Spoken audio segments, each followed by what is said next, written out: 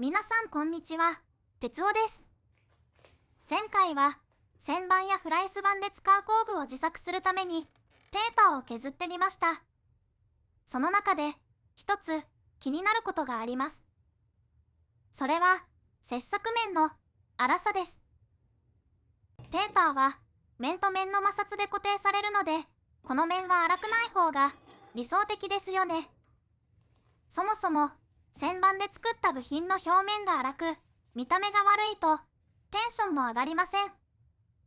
そこで今回は誰でも作りやすいハイスのバイトで綺麗な仕上げ面を得るためにはどのようにすればいいか考えてみたいと思います。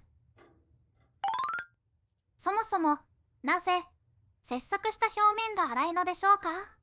いろいろな原因が考えられると思います。まずは送り速度の速さです。この WM210V という旋盤はここのギアを組み替えて主軸と送り用の親ネジを連動させる仕組みです。ここのギアを工夫すればもっと細かく、理想的には今の半分の主軸1回転あたり 0.05mm 以下にできればもっと良くなるはずです。しかし付属しているギアではこれ以上送り速度を下げることができません。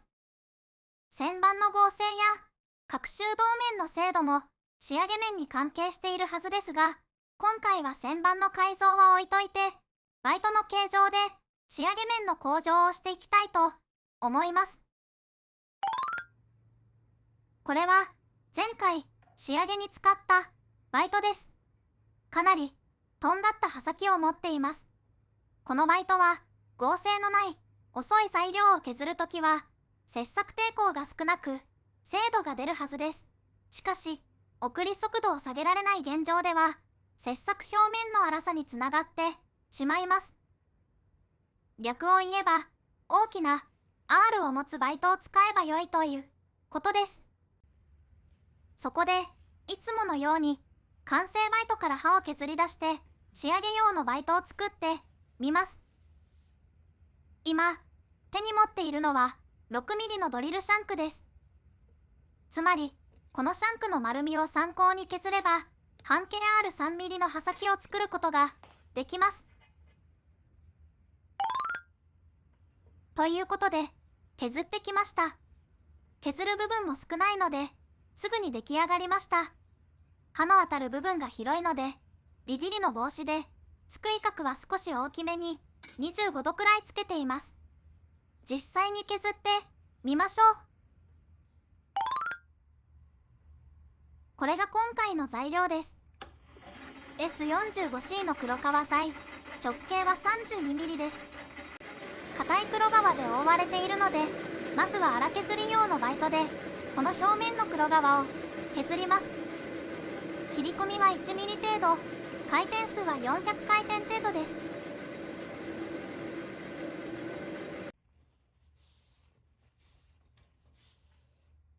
表面は粗く引っかかるような感じです。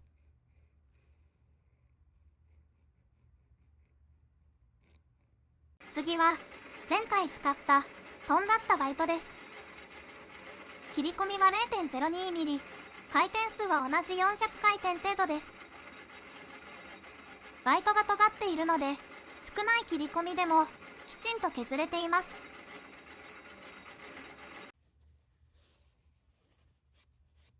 表面は悪くはないのですが、ペーパータオルの繊維が引っかかっているのが見えるようにザラザラしています。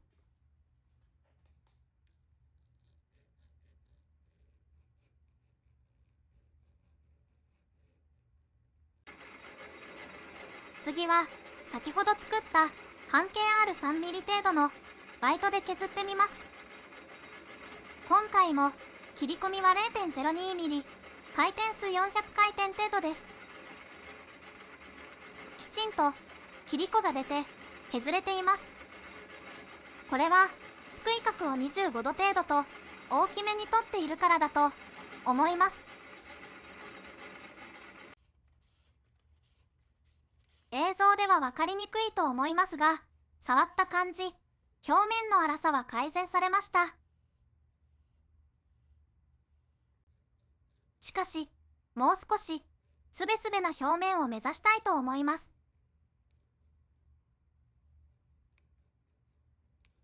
そこでこんなバイトも作ってみました。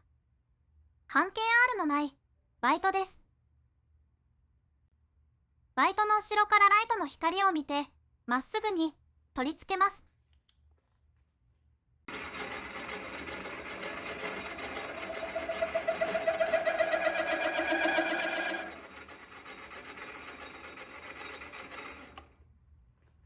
振動が出てビビってしまいました。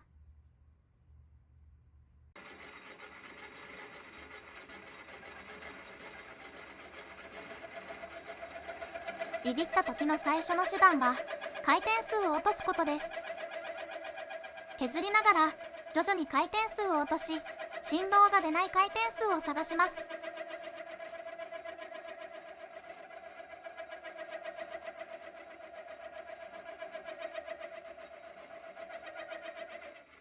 100回転くらいまで落としましたが、振動が収まりそうにありません。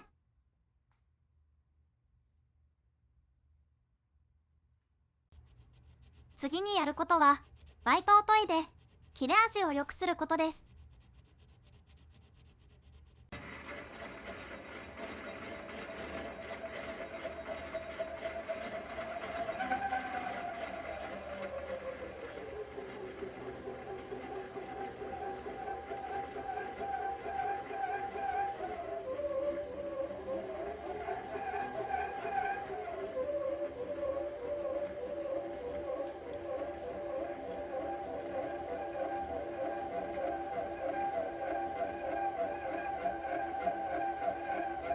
バイトを研いでさらに回転数を落としたりしてみましたが、振動は取れませんでした。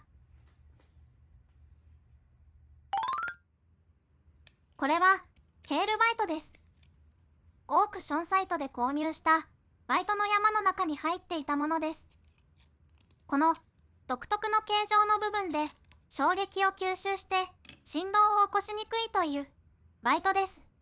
刃が食い込みそうになった時に刃が後方に逃げて食い込みにくいという特徴もあります。今回のようなバイトの形状の時にはもってこいですが、売っているサイトが少なく、売っていても高いので、今回は使わずになんとかできないか考えてみました。そこで行き着いたのが、わずかにバイトを時計回りに傾けて刃の当たる幅を減らしました。下から光を当てて、わずかに右から光が漏れる状態です。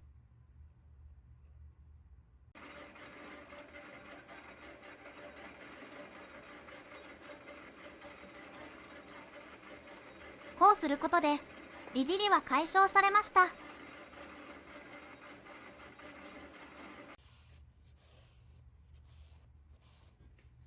表面にペーパータオルの繊維がつかないように、今までで一番滑らかな表面です。最初に作ったノーズ半径が 3mm のバイトの表面と比べるために、これで半分まで削ります。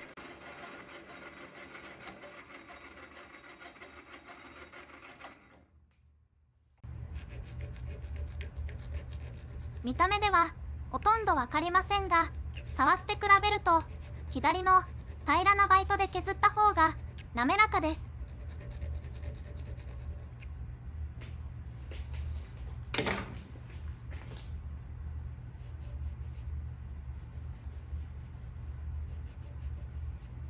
平らなバイトは削り方やセッティングを少しでも間違うと振動が出てしまい、運用が難しい反面、綺麗な表面が得られる可能性があります。一方でラージ半径 R のバイトは比較的簡単に使うことができますが、仕上がりはそこそこでした。万能なバイトはないということですね。ということで今回はハイスのバイトで仕上げ面をきれいにするためにバイトの形状について考えてみました。もっと良い刃先の形状があるかと思いますが、検証動画として少しでも何かの参考になっていただければ幸いです。これからも旋盤に関する動画を出していきます。一緒に機械工作を楽しんでいきましょう。哲夫がお送りしました。さようなら。